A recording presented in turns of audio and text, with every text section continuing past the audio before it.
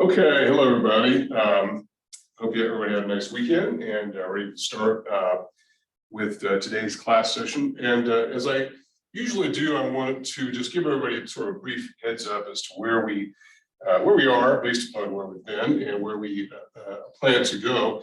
I'm really finishing up some odds and ends today, given the introductory bits. And I think we a little bit behind the schedule in terms of what I sort of hope for, because I was hoping we would get through chapter 4 by the end of, or by next week, and we'll see if we can get there. But I'm not going to, push it too much just to get to a particular place. If whatever we don't cover in chapter 4 is really not that critical anyway. It's a pretty important bit dealing with labor primarily. There is a financial piece in there, which is sort of an odd placement in my opinion, but nonetheless, it is part of the picture there. I'm going to turn the transcribing on here if I can. Okay, and hopefully everybody can hear me okay. And if you can't hear me, just send me a chat, and I can see that. I know that I have a tendency to look over there. It's just that I have to. It's there's kind of a distance. This is a regular sized classroom. So anyway, today we're going to finish up some of the odds and ends from chapter 2. And even though the beginning stuff I'm going to talk about, I don't actually believe is in chapters 1 and 2, factors of production. And I ended up last time talking about those. And so we're going to pick that back up from where we left off on last Wednesday. Then we'll get into some issues and then the production possibilities. That's an important issue that we'll get into. I put a little question mark, and when I put a question mark, it's just that I'm not really sure if we're going to get to it. We may get to demand and supply today. The odds are we might not. We definitely will spend the entirety of the class session on Wednesday dealing with demand and supply. It's really a pretty fundamental chapter, particularly in micro, since we're going to be dealing with this particular market model, really throughout the course. So it's an important bit for us to talk about. So we'll get to that on Wednesday, and then we'll probably finish that on Monday. Whether we get to chapter 4, which deals with labor and finance, I don't know. Well, one thing we will do is we'll spend some time prior to the end of class session on Monday reviewing for our first exam, which comes up a week from Wednesday. So 9 days from today, Wednesday the 2nd. I think it's the 2nd. It's the Wednesday of week 4 is our first exam. And again, I know that I think I mentioned this once or twice previously, but I know the original plan for the course called for exams to be taken in the classroom or at a testing center, and you can still do that if you like. I'll be here to administer the exam on the 2nd, but you can also take it online. There'll be an online version of that. I'll probably just make it available immediately after that class on the 2nd, because what I thought I would do, I'll be here on a regular Zoom class, plus obviously I'll physically be here. But if you have any questions after you've had a chance to, go over some of the concepts that I've reviewed once again on Monday, that I could spend some of that time going over that. So it'll be just sort of open Zoom session for anybody who has questions, if you do have questions. And I suspect probably, my experience is probably most people would rather take that online in the Brightspace. It'll actually be under the week 4 module. So you go under coursework, content, scroll down to the left, we'll say week 4, click on week 4, and it'll have the exam there. You can start it. You only have one attempt to take it. So I would urge you to be comfortable when you take it. So you have a quiet place, and because I don't believe the system will let you stop and go back into it. So you want to make sure that you are able to do that. Okay. All right. So questions for me about anything that I have planned with regard to the schedule. The good news about these Zoom sessions is you can always back up and stop and whatever. So that's kind of an advantage that the in-class experience doesn't allow for. So what I wanted to do, I wanted to pick up from where I left off last Wednesday, dealing with factors of production. And and this is going to be important for us to keep in our minds, this idea of inputs and outputs. And I'm going to come back to that after I finish up this bit here. I'm going to sort of circle back to the idea of inputs and outputs. But when we talk about factors of production, what we're really, one thing is totally dead. We're talking about factors of production. So input factors or factors of production. And these are large categories of items which go into the hopper to make outputs, okay? And how we categorize these is important because it's the combination of these inputs sometimes that makes a difference as to how we create outputs, which in microeconomics leads us then to establish what the main goal of producers is. And we're going to be very clear about what the main goal of producers is, and that's to maximize profit. And it's not to achieve any other social end but that. And that might sound a little bit harsh, but I think that's sort of the prevailing wisdom among economists, is that's their goal. Which doesn't mean that there are other objectives, but those would be ancillary objectives. So we talked about, the first one was land, which is natural resources. And I went over these last time, so I'm not going to sort of backtrack too much. So land or natural resources. Two would be labor, which we define sort of broadly as human capital, which was defined and described as the things like training, experience, and skills that workers bring to the job. And I took a little side note and said, okay, well then what is capital? If labor is human capital, excuse me, we've got a third category all on its own called capital. There's some of that Cervantes red chili on it. It's hot. It's making me sweat. What are you watching? It's my class. That's so you might my, want to mute yourself if you don't so it's know. on, but then Ryan just sent over the job description and waiting for the labor. What's that? So gonna. Okay, I don't know if you're talking to me or I don't know. So I heard the term labor. Okay, anyway, I don't know. So land, labor. I think this is where I left off last time. Is this where I left off? Talking about capital. I think so, right? So anyway, so what is capital then? So I define capital very broadly because we've got. It seems like we've got a bit of confusion here. If you've got capital here that's human and capital here, which is as well defined as non-human, then what is capital? We define it as anything which can be built upon to produce future value would be what capital is. So in this case, remember these terms are very old. Land, which is not really land per se, but it's natural resources that come to us by virtue of our being on the planet with things like timber and minerals and water. And labor is pretty obvious, but labor is more than just simply showing up for work and providing physical exertion. It's the skills, the knowledge, and the training and all that. So what is capital? Again, this is the original term for what we would call physical productive capital or physical productive assets. Assets being defined as anything which is owned or which has future service value. Remember that we said that capital was defined as something which can provide future value. And so capital in this context really refers to things like some examples would be machinery and equipment, right? Machinery and equipment. And as I understand it, machinery differs from equipment in the sense that machinery tends to have moving parts and equipment tends not to have moving parts. Machinery and equipment, it can include technology of all sorts. And I realize the term technology in itself is, just a wonderland of all kinds of doors that enter in all kinds of different places. Computer technology, telecom, biotech, all medical products, all of that. There's all kinds of things that go into that, but we're talking about the physical hardware that go into it. Now, having said that, there's yet a contradiction. It's kind of like the contradiction in the circular flow model where we talked about labor as being a physical flow, whereas today labor is really not all labor. Some is certainly, but not all labor is physical exertion, but not all capital is physical capital. So we've already sort of begun to violate one of our definitional items, but there's really no good place to put it other than maybe under labor, but that's not really it either because it lives on after after people are gone, right?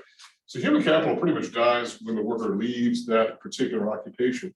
So something like software and intellectual property often are forms of capital because they live on and we're still using knowledge and production of knowledge that has been generated a long time ago. And software in particular is one that is independent of labor in the sense that labor leaves the workforce and the software still can be useful. I realize that the software is updated and it changes, and in fact, there are new programs that come along, not just modifications to and new languages and whatnot that come along, not just modifications to existing copies, but nonetheless, software can live on and lives on sometimes for quite some time. Software, intellectual property in general, could be considered this. And again, these have a distinct non-physical nature. Whatever physical evidence there is of their existence is simply, irrelevant, really. Okay, it's incidental. Okay, so any other questions about the machinery, equipment, technology? And we're going to come back to this particularly when we talk about the employment of labor and the employment of capital. This is going to come up as we talk about the input mix as business firms use inputs and in order to produce outputs. And I will say now, and I don't think I've said this yet in the class, but there's probably a distinct focus in this course on the business firm, probably more than on the consumers and definitely more than on government. So of those three actors, business firms, households, and governments, there's a lot of focus on business firms. And I suspect one reason why is because this course is often a prerequisite for students entering business school. And so business school deans, I'm sure, would want us to have the focus on things like cost and output and revenue and profit and all that. So there is that emphasis. And but we will talk about the economics of the consumer, and we'll get to that here shortly. Probably, I think it's around week 6 that we can get to our chapter 6. All right, one final bit here. These are the original 3 that were first developed back in the 18th century. The final one here, and I've already given you the list, but I didn't really get into this very much, was entrepreneurial ability, or simply put, entrepreneurship. And this is the simply defined as the willingness and ability, or I'll just say ability and willingness to assume business risk. And I think you might see this sometimes as willingness to accept risk, but I'm going to just simply add the modifier business risk. Willingness and ability and willingness to accept business risk. Okay, and I just saw something early this morning on Frontline, which is a PBS documentary series about Amazon and how Amazon was started with a lot of people thinking you must be out of your mind when Jeff Bezos left his job on Wall Street and moved to Seattle to start Amazon out of his dad's garage, I believe it was. It didn't stay in the garage very long, but that was certainly something that was a risky proposition. It's not everybody who's willing to take that kind of risk, but and when we think of entrepreneurial ability, oftentimes we think of entrepreneurs, the individuals themselves, whether it's Steve Jobs, Jeff Bezos, Bill Gates, etc. But it's this whole idea of risk taking that sort of is what I think a lot of economists, a lot of business people would refer to as the sort of X factor that not everyone has. And what is it? That's a good question. And I think probably the answer to what it is probably lies more in the realm of behavioral economics, which is sort of the intersection of econ and psychology. So the behavioral sciences probably have a lot to do to explain what makes this the nature of entrepreneurial, what makes up this nature of entrepreneurial. Where does it come from? And today, in fact, and for some time now, business firms realizing, of course, that great value can arise out of seemingly crazy ideas, have gone away and done seminars and had speakers and consultants come in to try to teach existing managers entrepreneurship. That is, how do we think outside of the box? How do we think creatively? How do we come up with products that never existed before, ideas that never existed before? And as one example, when we talk about Steve Jobs, for instance, who I think is probably another example of somebody who had this entrepreneurial ability, he really defined traditional economics in the sense that I think most economists would say that goods are produced in relation to demand. That is, if there's demand for a good, somebody will step in and supply it. And so demand, in other words, creates supply. Now, whether you believe that or not is sort of a chicken and egg question. It's a debate that's been long running, but I think most economists would probably gravitate toward the idea that demand drives supply and not the other way around. However, Steve Jobs sort of broke that model and said, well, in talking about the fact that he didn't really do consumer surveys, Apple, when he was the head of Apple, did not do consumer surveys, and was asked why. And he said, well, how can people know what they want until I make it for them? So that's kind of an entrepreneurial thinking that people didn't know they needed iPods and iPads, and iWatches until he created and iPhones until he created them. So, and today Apple is, I think, still the most valuable company in the world in terms of market value. So you get the idea that there is some X factor that is an input that is a bit of magic. Now, some would say that maybe really this belongs in number 2, labor, but there's this 4th category, which I suspect was sort of influenced a lot by business schools who really wanted us to sort of focus on that particular issue. Okay. All right. So questions about the factors of production, and before we wrap this up and move on to the next topic here. Okay. Well, let me go ahead and erase this, and I want to pick up on this idea of inputs, and I'm going to come back to a very basic model of economics that I think I gave you before. And when I say it's basic, I mean it's pretty basic. And in terms of a flow chart, it's nothing to write home about, but I think what it does is sort of simplify and lay out for us what the issues are in economics. And that is this idea of inputs. And that inputs basically do this. Their inputs are sort of corralled and put into the hopper of the production process. And I realize this is an oversimplification. I mean, I get that. And then out the other end comes outputs. Okay. And so when we talk about inputs, we have talked about the broad categories of how those inputs are thought of: land, labor, capital, entrepreneurial ability, and whatnot. And then there are those like energy and whatnot. They could fit somewhere like natural resources or materials like wool or whatever that might go under natural resources. One thing about inputs is this: not only are they quantifiable from a numerical standpoint, as are outputs, but they're also quantifiable in dollar figures. So one thing we can say about inputs is that they create costs, which are a dollar figure. They create costs. And one thing about outputs that we can say is they create revenues. So what are we trying to say here with regard to costs and revenues? And the issue here is pretty simple, and that is the idea that costs are simply outflows. Okay? They're simply outflows of what? Well, usually money. And revenues are inflows. Inflows of what? Usually money, right?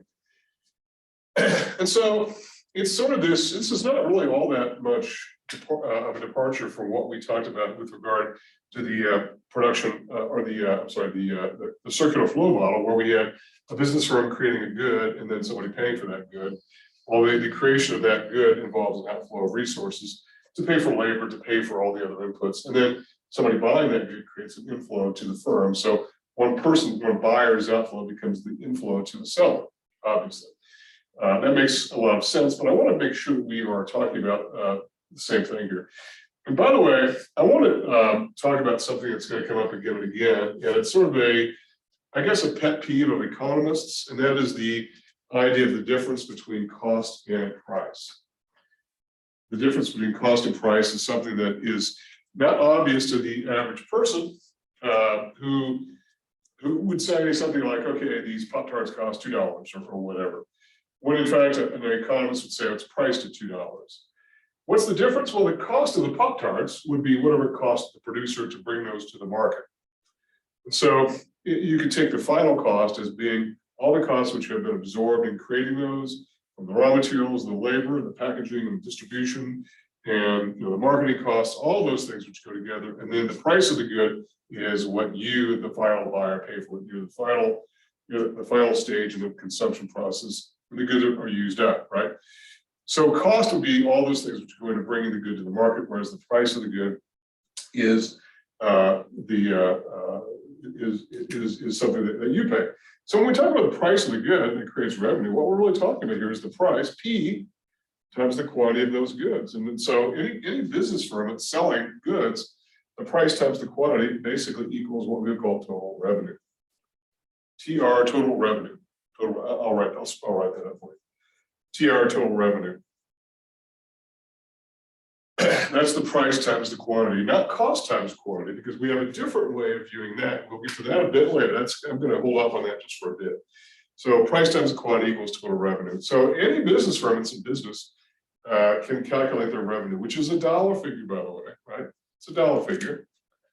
And price times the quantity equals the total revenue. So if I sell snow cones at Ice Stones Park and I sell 400 of them times $4 a piece, I have earned $1,600 in total revenue. And then to calculate my profit, I take out my costs. But we'll come back to the profit piece a bit later. Okay, so that's what total revenue is. By the way, one thing I'm going to talk about now, and I'll come back to, I'll probably say this a few times just because repetition is a good thing, but everywhere in economics, whenever you have a dollar figure divided by or multiplied by a numerical figure, you're going to end up with a dollar figure. Okay, so whatever you have, whether it's hours worked times the wage, you end up with wages. Wages aren't expressed in, they're not expressed in terms of, you know, boxes and packets of cigarettes or pairs of shoes. They're expressed in dollar terms, obviously. So whenever you have a dollar figure multiplied or divided by a number, it's going to be a dollar. That's going to be the how we enumerate that value. This is obvious. I mean, this is not really you know, all that advanced kind of thinking, but I want to make sure, because sometimes it does confuse people as to what kind of how we represent a particular good. And when we get into chapter 5, we'll be talking about something called elasticity, where sometimes people get a little bit confused. Are we talking about a dollar figure? Are we talking about a percentage? What are we talking about in terms of how we understand the values that we're computing? But we're not there yet, so we'll get there, okay?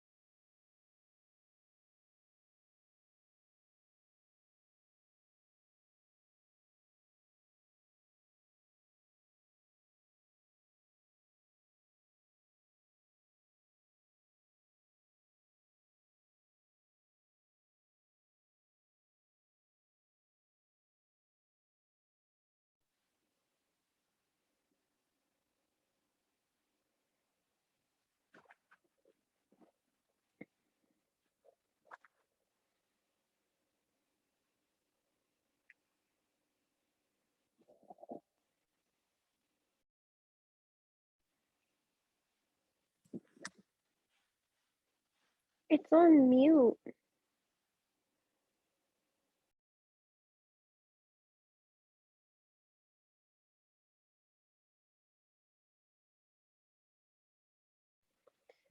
We can't hear you through the Zoom. I think it's muted.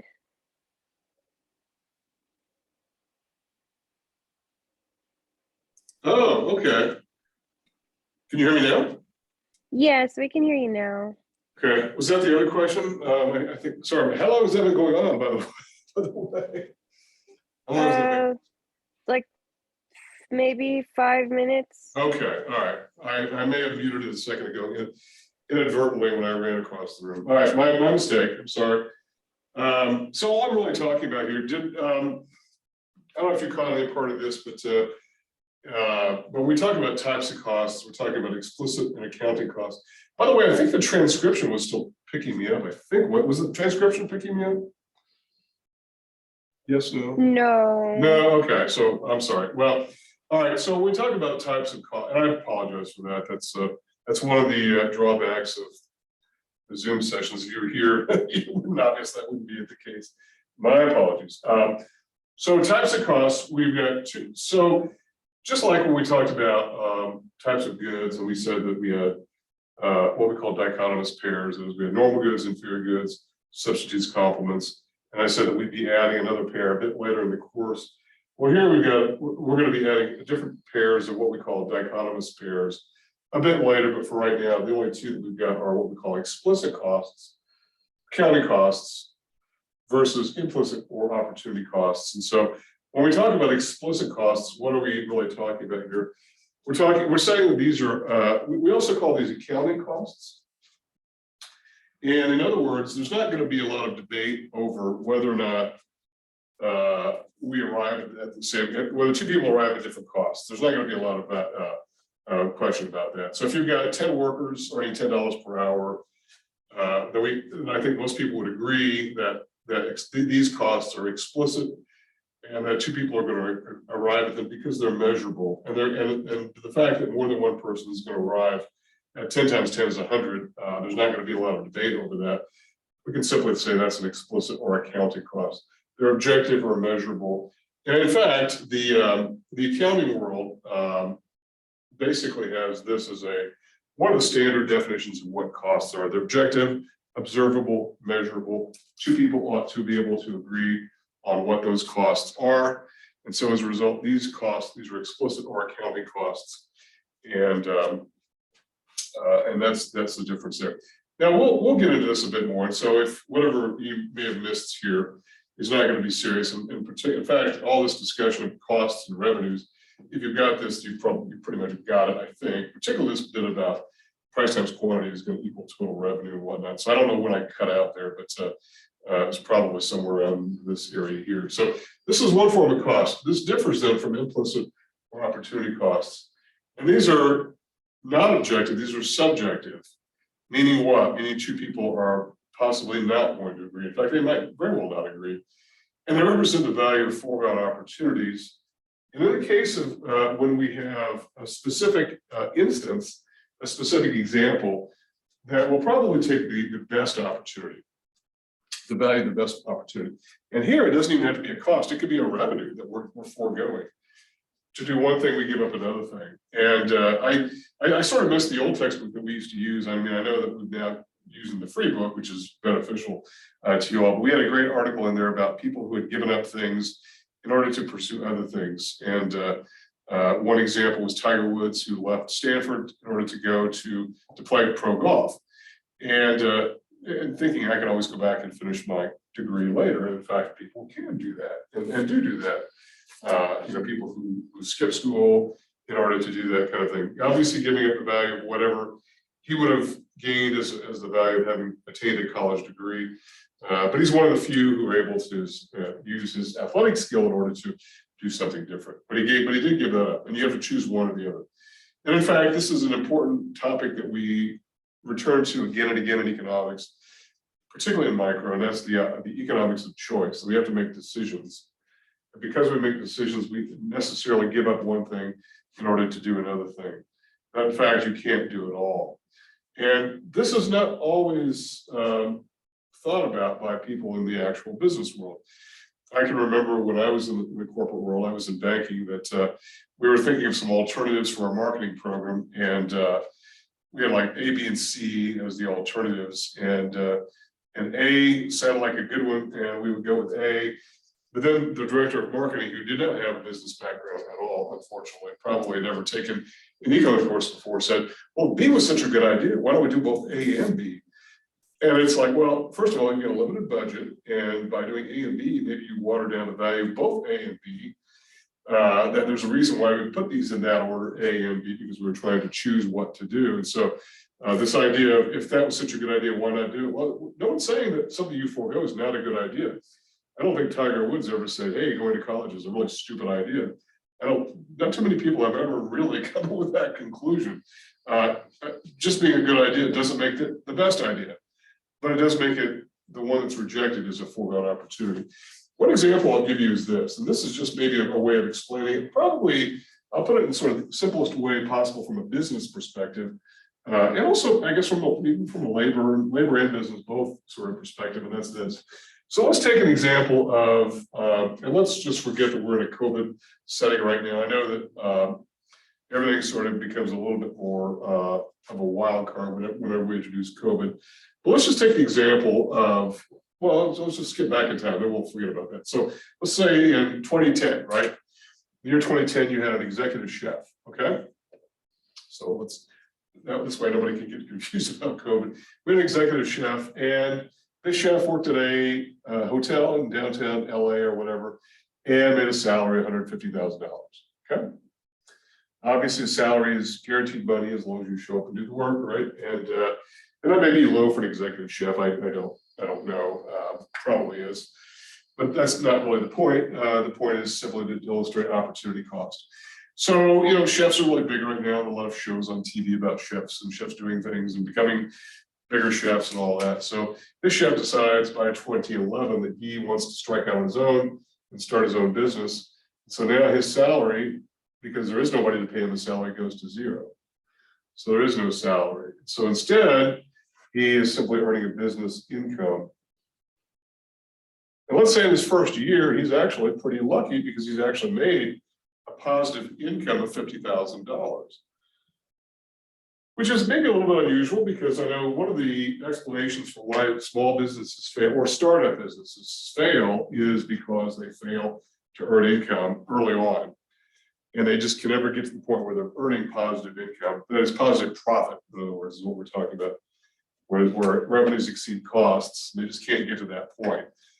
They can't scale up, or they can't control costs, or, I mean, the list goes on and on of the reasons why. So in this case, though, we'll just say he's very good and very lucky, and so he's got a business income of $50,000. So you can say, well, he's better off than he was before, except for the fact that he has foregone that as an opportunity cost. He had the opportunity to earn a salary. So as a result, we have to take out $150,000 because he's no longer earning that. So, and whenever we have a negative, we can put the negative sign in here, but it's easier, it shows up easier to put it as parentheses. So as a result, he's actually $100,000 worse off because he started his own business, because he's foregoing $150,000 of salary. Okay, now, is this to say that he shouldn't have done this? I don't know. Because what if by 2015 he's earning as business income $400,000? Well, then obviously he has cleared what he would have made in salary and then some, and he probably would have made up for the years in which he was actually losing from an opportunity cost standpoint.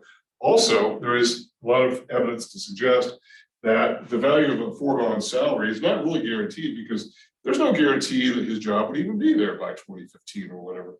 That maybe the hotel would maybe make a personnel decision, right, and fire him. But there are some occupations in which people don't last very long.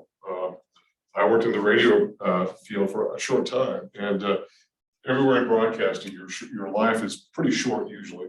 Yeah, there are exceptions, particularly at local level. You have people like Steve Stucker who've been around for since the Middle Ages and whatnot, but for the most part, it's a very small, very short lifespan. So the idea of holding on to this indefinitely is probably wrong. And we're certainly seeing this in the football world with lots and lots of coaches being fired. And so there are occupations in which you really can't hang your hat on the salary for too long. Okay. Let me see here. Any other questions for me?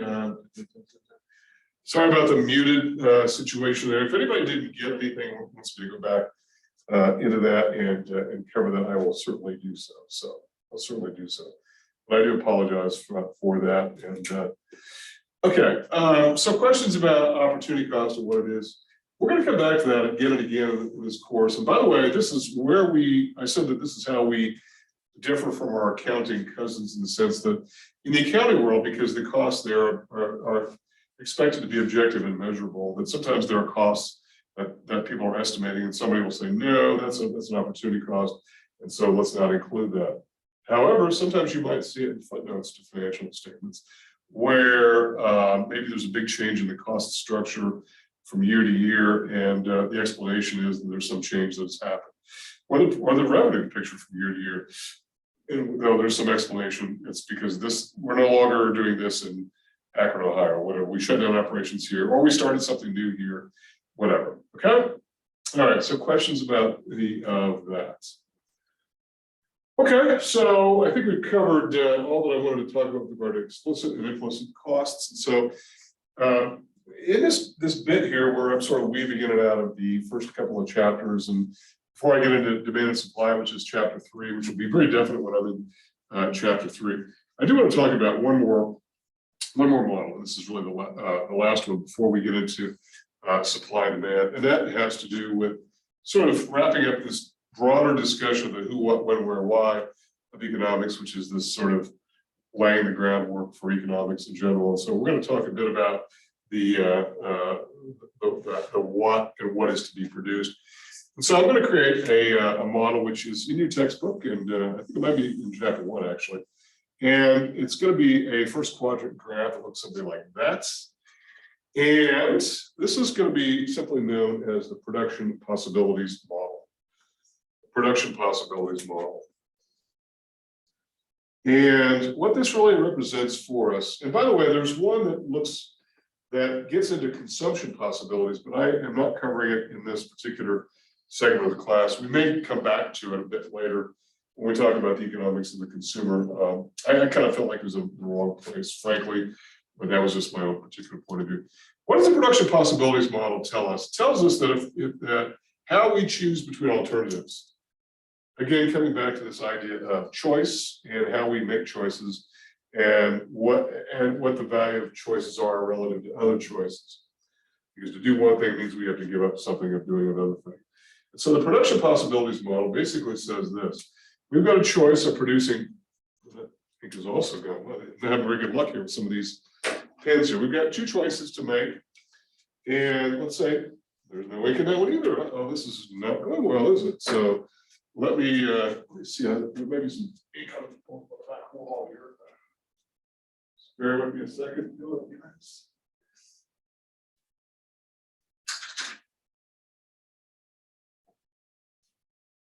I had forgotten that these things have a really short life, these markers. So there we go. All right, so we've got the choice of production of two goods. Good A on the horizontal axis, good B on the vertical.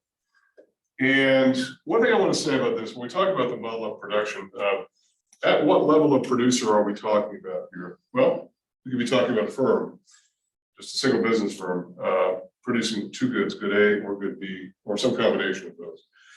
We'd be talking about an entire industry, or we could be talking about an entire economy that's producing two goods.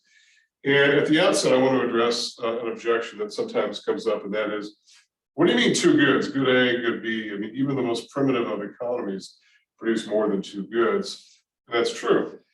And if we wanted to expand this to include all goods that are produced within a particular industry or economy, we could create additional graphs and go all the way around the room and all that. And we have to use computers in order to arrive at the illustration of choice and trade-off. But that's not really so much the point. The point is that there are often, very often, cases in economics in which we're presented with one choice or the other choice. And in fact, if we're talking about from an economy standpoint, like more of a macro perspective, I know that this is a micro course, but from a macro perspective, we're often faced with, do we do some of this? Because if we do this, we can't do something else. A lot of times people have criticized the fact that the United States does not have a guaranteed system of healthcare. You're required to have health insurance, but there's no enforcement mechanism for your not having it. There was, for a brief time, that sort of tax penalty for not having health insurance. So in other words, unlike most of the industrialized world, where there is no guaranteed government provided healthcare or government insured healthcare, like a lot of the industrial world, you're pretty much on your own as a result. And so a lot of people say, well, why aren't we joining the rest of the world? And the one criticism of that is that if we do that, the cost will be astronomical, and that we also could not support a very large military presence around the world. Whether that's true or not, I don't know. That's subject to debate, but that's an idea of what we're talking about here. The idea that if we do one thing, we can't do something of another. And so we're hearing these kinds of choices that are made all the time in economics. And like right now, we're hearing a lot about the public school teachers in New Mexico who are up in Santa Fe, really rallying hard to get wage increases for teachers, K through 12 teachers, higher benefits, more support, because there's a pretty massive teacher shortage to the point where the governor is talking about sending in the troops. I don't know what that means, sending troops in, I guess to what, to teach? I don't know, but you get the point though, that because we're not probably investing enough in teachers, then because we're spending money elsewhere, then now that particular aspect is suffering. So anyway, the point is, without getting off too much into a tangent here, there are often cases in which we have to focus on doing one thing. By doing more of one thing, we give up less of the other. And so as a result, we talk about this production possibilities model. We have what's called a production possibilities frontier. So we simply call this particular downward sloping mode function a PPF, or production possibilities frontier. Now, why is it downward sloping? It's downward sloping because, well, let's think back to what we talked about, the definition of a downward sloping curve in economics or anywhere, and that is if one thing goes up, the other thing goes down. The negative slope implies an inverse relationship between two variables. In this case, the production of good A, just in terms of units, right? We're not even introducing dollar figures here, just in terms of numbers of units. And as a result, if you, there's a trade-off between them. I'll get into the specific trade-off here in just a second. So think about this. And the frontier represents, like all frontiers, it's the outer limit of what can be produced. So any kind of point that lies along this frontier itself represents points of opportunity. In other words, a point along this line here represents a point of what we call productive efficiency. Productive efficiency. And what productive efficiency is, this point, et cetera. It's all these particular points. They really represent the maximum that can be produced because it's on the frontier. It's the maximum that can be produced. Given what? Given the available input supply. That is the available stock of capital goods, machinery, and equipment, 18-wheelers and things like that. The labor force that's ready and willing to work. What can be produced? You know, whether it's a firm, whether it's an industry, or whether it's an entire economy. And so we're operating on this means that we're at the speed limit. We're going as far as we can. Okay. Okay. So let's take an example here. If we have a case in which we're producing, let's say at this particular point, and we're producing, in other words, a quantity of good A, we'll call A1, that corresponds to some B1, then what if we want to move to a different spot, still being on the efficient line, but we're moving from this direction, and we want to produce a little bit more of good A. So in other words, we produce more of good A, but in so doing, we give up some of the production of good B. So to get more good A, we have to give up good B. So as a result, what's the opportunity cost of producing more good A? It's less good B. So there is this idea of if we produce more of one thing, we give up something of the other. Likewise, we could reverse it. If we started at A2, B2, we wanted less A and we would get more B as a result of that, if we're operating at full efficiency. Okay? So this is the idea of the trade-off that exists. So the trade-off, which is inherent in the discussion of opportunity cost. Opportunity cost is sort of bound up with this idea of trade-offs, that if we do more of one thing, we have to give up something of the other. And we have to decide what is the best alternative for us to go in. The other thing about this too is this, that once we get closer and closer to the axis, that is, if we get here, we get just a little bit more A, right? A little A, so we go from A3 to A4. It's kind of scrunched in here, A3 to A4. In other words, just a little bit more. We give up quite a lot of B here, so B3 to B4. So if we give up just a little bit more A, we get a little bit less B. And that is because this is a concave function. It gets steeper. In other words, more vertical as it approaches the horizontal, more horizontal as it approaches the vertical. This results in what we call increasing opportunity cost. This is why this is concave downward. Increasing opportunity cost. It means that our trade-offs get greater and greater and greater the more we go toward the edges. The more we do of one thing, the worse it becomes for us. I'll kind of make a different color here so you can see that a little bit better.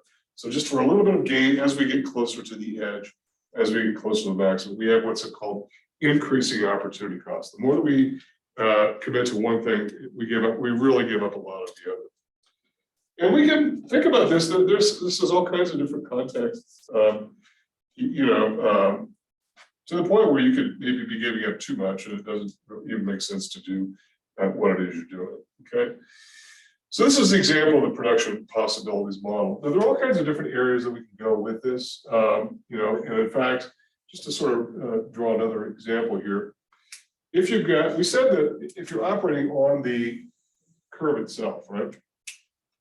And you've got good A here, whatever those goods are in question, good A here and good B here, and you're operating at a point of efficiency here.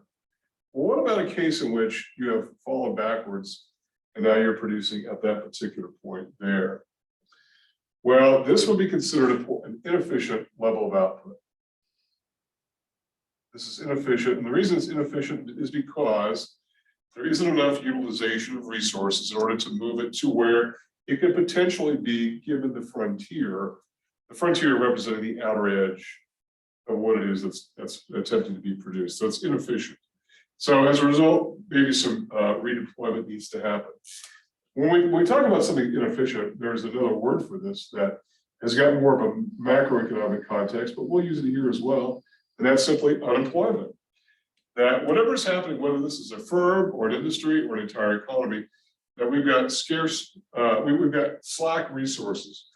Not all the productive inputs are being used to their productive capacity. So as a result, that is what we call inefficient. And so this obviously differs from points along the curve, which we relate to productive efficiency. This is productively inefficient. And I'll go ahead and sort of modify that by saying it's productively inefficient. Productively inefficient versus productively efficient all along these particular points here. So what needs to happen is sort of a reallocation of inputs, better management, in other words, in order to sort of move somewhere to some combination that is on this particular curve, but probably, hopefully somewhere sort of in the sweet spot here, because obviously the costs go up dramatically as this becomes more vertical as it approaches the horizontal, more horizontal as it approaches the vertical.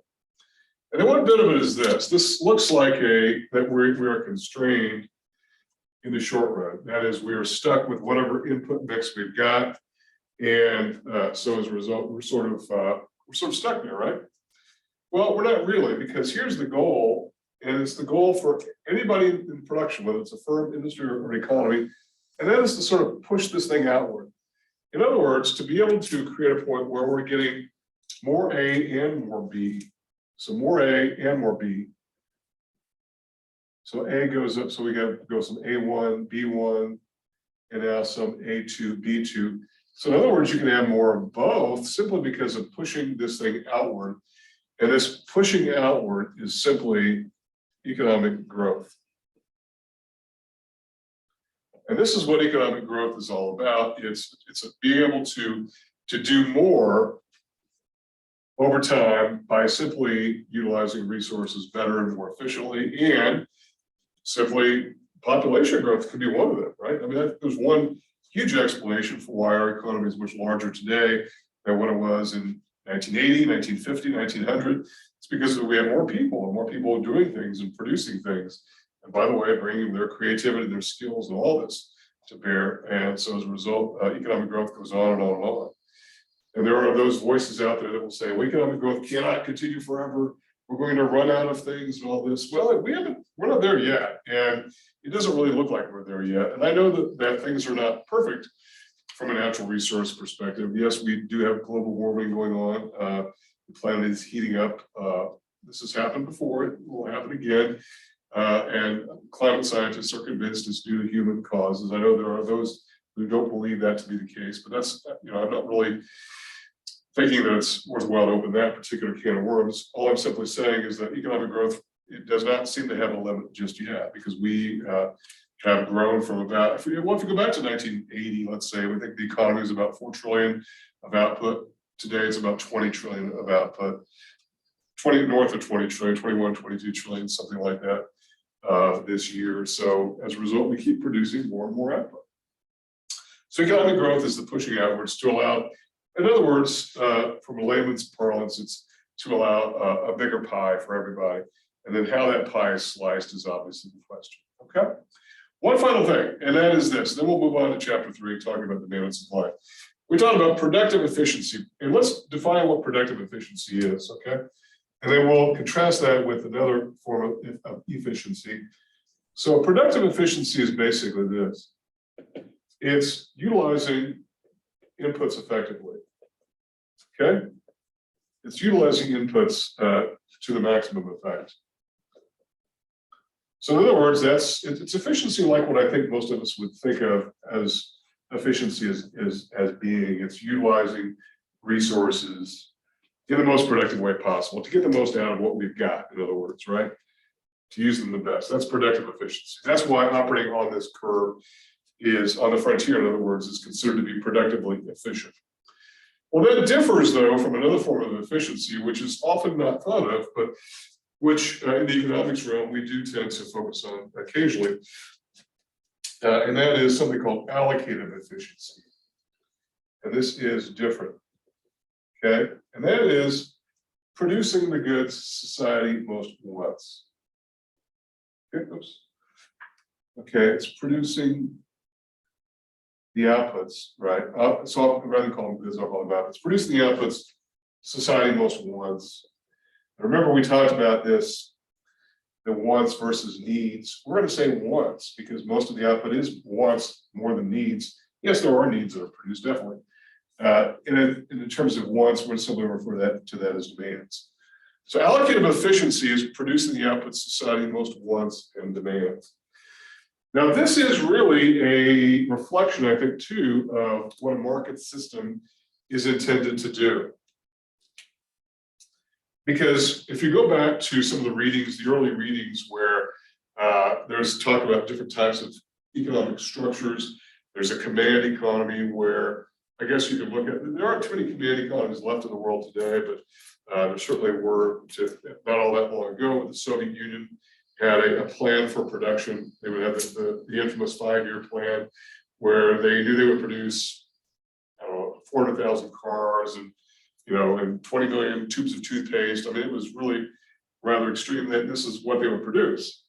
Well, the problem was you had all kinds of bottlenecks and shortages, and because they weren't really producing to meet demands, they were just simply producing to meet the demands of bureaucrats in Moscow who were telling them what to produce.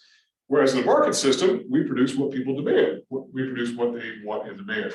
Again, the idea of demand driving supply, to the extent that that is the driver in their economy. And I think there's substantial evidence of that.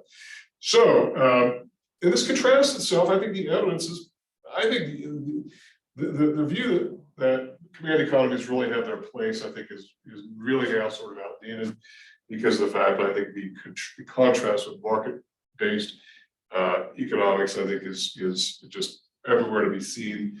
Where in the old People's Republic of China, you would have, everyone would have a bicycle, you had to put your name on a waiting list, and you would get a black bicycle. You couldn't get a red one, you couldn't get a green one, it would be whatever color, and it usually would be black or a white car in Russia, whatever. You couldn't choose what kind of car, you couldn't use a convertible or whatever, this would be what it is. In other words, that's not what society wanted or demanded, it was what was given. Today, obviously, in a market-based economy, we have all kinds of different cars. You can buy whatever kind of car you want to buy. So that's what allocative efficiency is. There's another issue here, and it goes into areas of normative economics. And remember, I think it was last week or the week before, we talked about positive economic statements, statements of what is, simply statements of fact, versus statements of what should be. This ties in with allocative efficiency, and that is, hey, are we producing the right amount of output? So if we go back to the debate in Santa Fe over public education, are we committing enough resources to public education? Now, obviously, that's governmentally produced, so that's probably not the best example. But it's an idea of allocative efficiency. Are we allocating our resources effectively? From a private sector standpoint, it would be, are we producing the right kinds of foods that people want and demand? Or are we overproducing things like fast food and snacks, salty snacks, sugary snacks, things like that? There's a lot of people who believe that we're producing too much of the wrong kinds of foods, which has made Americans relatively sick compared to a lot of the industrial world. By the way, economic output does not always translate to all the metrics of health, like life expectancy and morbidity, mortality, those kinds of things, because of the fact that the United States is nowhere near the healthiest, even though we are the wealthiest. So you get the idea. Anyway, that's an example of allocative efficiency, producing the right things at the right time, based upon what society wants and needs. Okay? All right, questions for me about any of that? And I think that really does it for the sort of the introductory material. A lot of the things that we have talked about before, don't forget about it, because we will be coming back to them, talking about them much more in the class, and these terms will keep coming up again and again, so they'll be important to remember. Okay, so I'm going to leave that up there for now so that we can move on to chapter 3. What does chapter 3 deal with? Well, it deals with demand and supply, and I think that this is among the most basic of terms everywhere whenever anybody thinks about anything in economics.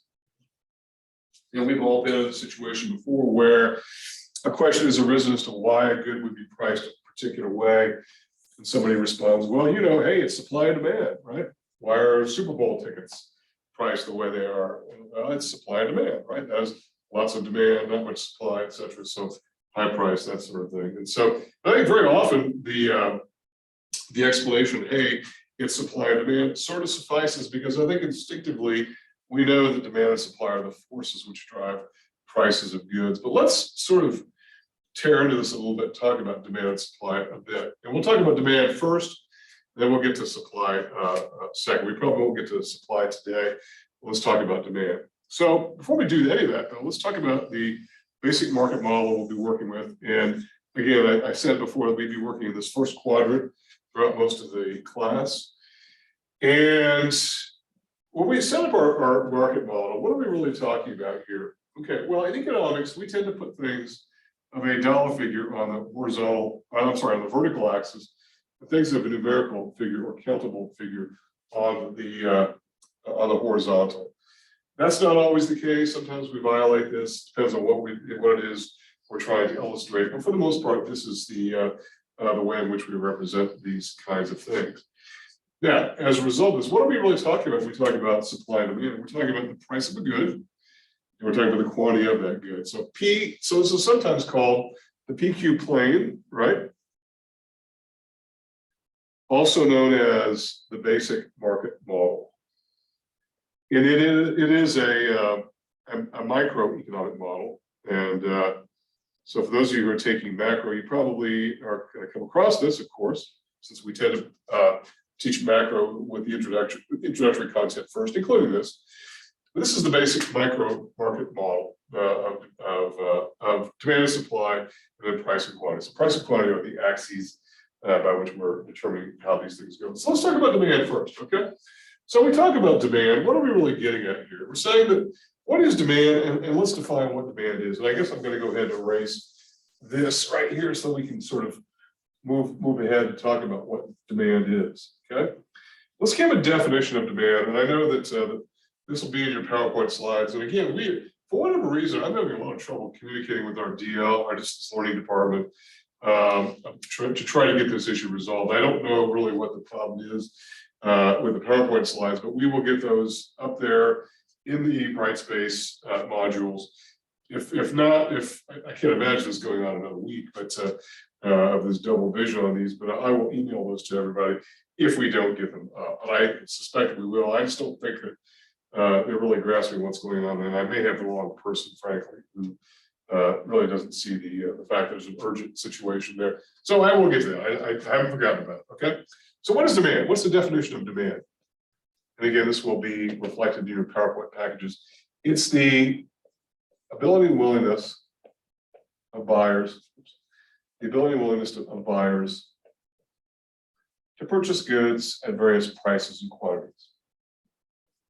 Okay, and again, the term goods here is a euphemism for goods and services. Okay, at various prices and quantities. Okay, and so the prices and quantities are sort of laid out for you there on the axes, and so we've got any number of different points along here, and then we can have different ordered pairs that correspond to demand. And so in other words, the ability and willingness of buyers to purchase goods at various prices and quantities. Let me say one thing about the definition of demand here, and it's important for us to really understand this because I think that sometimes this is misunderstood, and that is the ability and willingness. They both have to be there at the same time for there to truly be demand for a particular good. It doesn't make sense that you can have the ability to buy a good but no willingness to buy it. For instance, I've got the ability to buy cigarettes, but I don't smoke, so I have no willingness to buy cigarettes. So I have the ability, but not the willingness, and so I am not considered to be on the demand side for cigarettes, right? Likewise, I may have the willingness to buy an 80-foot yacht. I probably don't have the ability to do that, so I'm really not on the demand side for that. So it's ability and willingness to buy goods at various prices and quantities. That's what makes demand. And so when we talk about demand, then this gives rise then to something called the law of demand. And by the way, in economics, we have very few laws. And in fact, one of those, in the case of we have really two laws, law of demand and law of supply. And in the case of at least one of those laws, there are some markets that defy that law in the first place, but we won't worry about that right now. So let's talk about what the law of demand is. The law of demand expresses the inverse relationship between price and quantity. The inverse or negative relationship between price and quantity. Okay, so we will sort of lay this out for you between price and quantity. What that means is this: if the price of a good is going up, then the quantity will go down. Specifically, the quantity demanded. So I'll put a little subscript D there to differentiate quantity demanded from quantity supplied, because the two are different. So if the price goes up, the quantity demanded of the good goes down. And if the price of the good goes down, the quantity demanded of that good goes up. So we will enshrine that as the law of demand. And it's a pretty firm law, but there are some violators of this law, which we may get to next time, we may not. So that's what the law of demand is. Okay, it's the inverse relationship between price and quantity. Now we sort of know this instinctively to be the case, and but let's talk about how we arrive at demand and what it looks like, because again we can talk about things in economics from really at least three different standpoints. We can describe them verbally, and so we can do what I've just done here to write out what the definition of demand is, and then the law of demand, which sort of encapsulates the relationship between price and quantity that are tied in with demand. Or we could do just all the math on this, and we can actually create demand functions. And a demand function would look something like, it's going to have a downward slope. So it's going to be 25 minus 3.5 Q or something like that. That would be like an example of a demand function, where 25 would be the vertical intercept. And it would have 3.5 as a downward sloping, in other words, a negatively sloped coefficient on quantity. That would be the example of a numerical an example. You don't really have to write. I mean, you can write that down, I guess. But we're not going to be working with the demand functions and supply functions and whatnot. Just to kind of give you an idea. So, how on earth then do we ever arrive at demand? Well, Some of this is a bit beyond where we want to go in this course of something called demand estimation. And that is how do we determine what the demand for a good is like? Is it just simply what we think it might be, that it makes sense that it would be like this without any kind of proof? Or are there ways that we can do experiments and surveys and estimates? And there is. And so we can end up with all kinds of different observations. And yeah, we'll have some outline figures here, but we can end up with all kinds of different observations based upon different experiments with price and quantity. Business firms do this a lot. In fact, one of the reasons why firms use coupons is to determine what the demand function looks like. In other words, how it is changing. And by the way, when you see coupons, it's very rarely that these are like really great super duper deals. I mean, I guess there are some goods like pizza and whatnot, where that market is becoming increasingly competitive and whatnot. But if you see like some of the name brand goods, we might get 20 cents off dishwashing liquid, that's already $1 more than its generic identical good and whatnot. But it's really to determine how responsive consumers are to price, how responsive buyers are to price. And so they'll arrive at, as just one example of what's called demand estimation, to arrive at this construction of demand. And using a statistical technique, you can arrive at a demand curve. We'll simply label D, a downward sloping demand curve. And this looks more or less like a straight line. In fact, most demand curves are a little bit more curvy, linear than they are linear, have a curve to them as opposed to a straight line, because we do live in more or less a curvy world.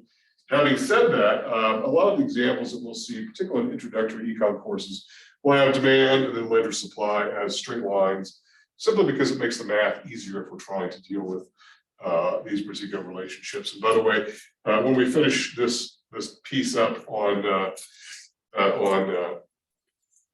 Wednesday, we'll get into some other examples of what we do with these market models, like including price floors and price ceilings, and the idea of surplus in a market. But I'm ahead of myself right now. So we have a downward sloping demand curve. What it means is basically this, something quite simple. So if for some reason the price of a good starts out at some, let's say $50, right? And the market demands 200 units of that good at $50. And for whatever reason, the price falls from $50 to $40, and then the demand for the good, quantity demand of the good goes from 200 to 300. So as a result, we see what? The price of the good falls, the quantity demanded of the good rises. It's a downward sloping curve representing the inverse relationship between price and quantity. Okay, and this is what we'd expect to see happen.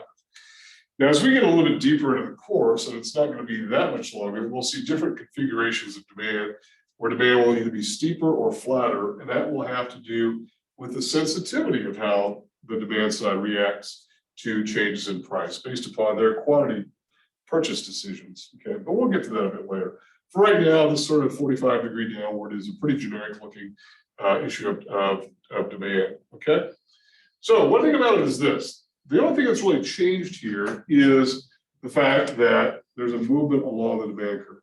Okay, so nothing has really changed with regard to demand itself. Instead, what's really going on is this, that a movement along the demand curve, okay? A movement along the demand curve is due to a change in price. And it's only due to a change in price. Okay? And a change in price, which we simply refer to as delta P. As delta P. So a movement along the demand curve is only due to a change in price. Now, what can cause the change in price? It could be a lot of things, right? It could be something going on the supply side, right? Maybe in this case, there's more supply being produced or less supply, whatever the case might be, probably more supply. And so as a result, there's more supply on the market, the price goes down, and the demand side reacts to that and demands more quantity. That could be one explanation. As we will see, though, it's not the only explanation, because it could sometimes be the fact that the government now has limited the amount of the price. And occasionally we see calls, particularly from activists, consumer activists, and demand side actors in general, to implore government to control the price of a good if a good is considered to be too high, whether it's rent and therefore rent controlled housing, or whether it's gas prices or prescription drug prices. We're seeing that right now happening, where people are lobbying to get consumer prescription prices lowered. But anyway, in the case of a movement along the demand curve, it's due to a change in price. This differs then from a movement, from a shift all the way in that. So this will be the last thing I talk about before we end up today, and that is this. Let me go ahead and erase this part here. Okay. And I'm going to erase that. So that's one thing. We've got demand looks like that. But what about a case in which we have something like this? Remember, demand curve, right, is a demand function, right? So this little equation I gave you here is a demand function. It's an example of a demand function. It's whether it's this one or not. Well, it's probably not this one because this one intercepts at 25, so that's not that one. So maybe it's 85, right? Maybe it intercepts that at 85. That's an example of a demand function, right? And the only reason I bring it up is just to show you that there is a mathematical relationship going on here between price and quantity. That's reflected in a mathematical equation. So what about this? What about if we have a situation where we've got a demand curve and it looks like that, right? And we've got some price of a good, whatever that price is. Let's continue with the same 50, right? The same $50 here. Okay. And the same $200. Well, let's say something has happened. Okay. Something has happened. And in this case, you've got a change in the demand function, right? And maybe now the demand function changes now, and so now equation 1 is P equals that. Now equation 2 becomes P equals 120 minus 3.5 Q, right? In other words, there's a shift. So, and we'll start with the original condition, and whenever we start with some original and some change, a lot of times we'll use a D0 type of thing. And so we'll go from D0 to D1. In other words, there's a shift. In other words, what's happened is the function has changed. Okay, so what does that mean? That means a shift in demand, or in the demand curve, right, is a shift in overall demand. It's not a change in quantity demanded. A shift in demand curve is a change in overall demand. Okay, it's a change in overall demand. In other words, the demand equation changes. And something has happened to change the demand function. We don't know what yet, but we'll give some examples of what some of those causes might be. In other words, there is something where D was here, the demand curve is here, now it's here. Okay. And in this case, instead of $50, or at the same $50 now, we now go to the $300. And so this could be simply a case of demand change, right? Okay. These are different. These are different scenarios. Even though we've got the same quantities represented here, this is not a price change. This is a shift. This is a price change and a movement along the demand curve. This is a shift, which does not involve a price change at all. In fact, there is no price change. And what these are due to are what we call non-price variables. And that is where we're going to pick it up next time. So are there questions for me about anything that I've talked about here before I wrap up today's session? Okay, well, I apologize for the technical difficulty that we had. It was man-made, it was my fault, so I apologize. And if anything is missing, including the transcription from that, let me know. I'm more than glad to fix whatever I've done there. So we'll finish up this bit on demand. We come back on Wednesday, and then we'll get into supply, and then we'll put them both together, and then we'll do some different things with regard to our analysis. So unless you have any questions, that'll do it for today, and I'll see you all on Wednesday.